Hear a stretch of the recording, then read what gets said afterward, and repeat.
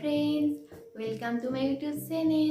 আৰু মই প্ৰিয়ংকা আপোনালোকৰ মাজত আজি এটা নতুন ভিডিঅ' লৈ আহিছো। মই ভাবিছো আজি মাছ বনাম, তো কেনেদৰে বনাম ভিডিঅ'টো শেষলৈকে চাই থাকিব। তো আহক ফ্ৰেণ্ডছ, ভিডিঅ'টো আৰম্ভ কৰো।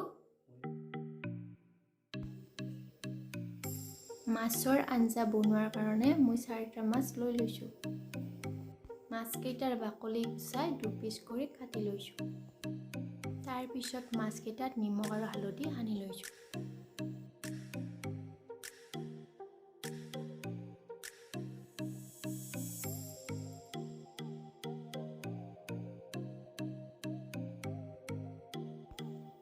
মাছখিনি ভাজাৰ কাৰণে কেৰাহীত মিঠাতেল দি দিছো।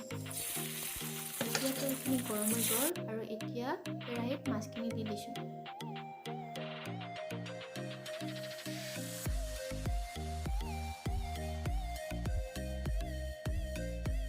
এতিয়া মাছখিনি ভালকৈ ভাজি আছো।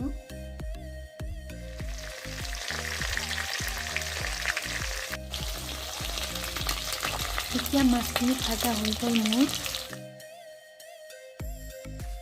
মাছৰ আঞ্জা বনোৱাৰ কাৰণে আলু 3টা, পিঁয়াজ 2টা আৰু সৰু জলকীয়া কেইটামান লৈ লৈছো। আৰু এয়া গণ কচু, দুধ কচু, ভেদাইলতা, আদা, নহৰু, নৰসিংহ, জলকীয়া, কেঁচা হালধি পিচি লৈ লৈছো। এয়া অকণমান কুলঠি গুড়ি দি দিছো।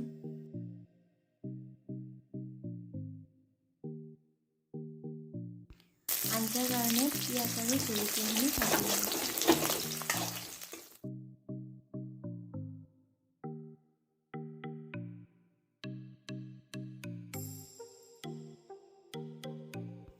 এতিয়া আলুখিনিও ভাজি লওঁ।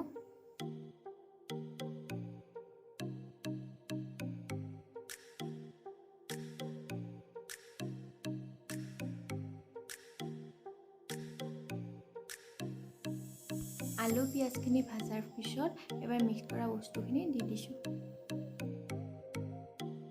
এইবাৰ অলপ হালধি দি দিছোঁ।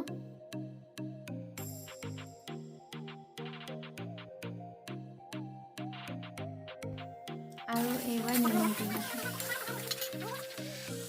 আৰু এইবাৰ পানী দি দিছোঁ।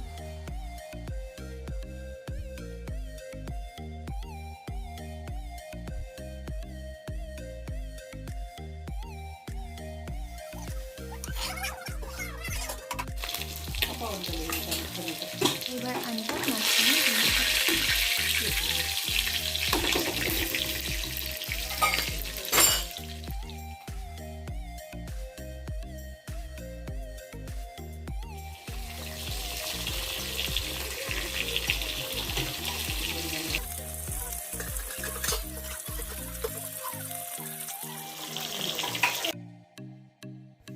মোৰ মাছৰ আঞ্জা বনোৱা হৈ গ'ল।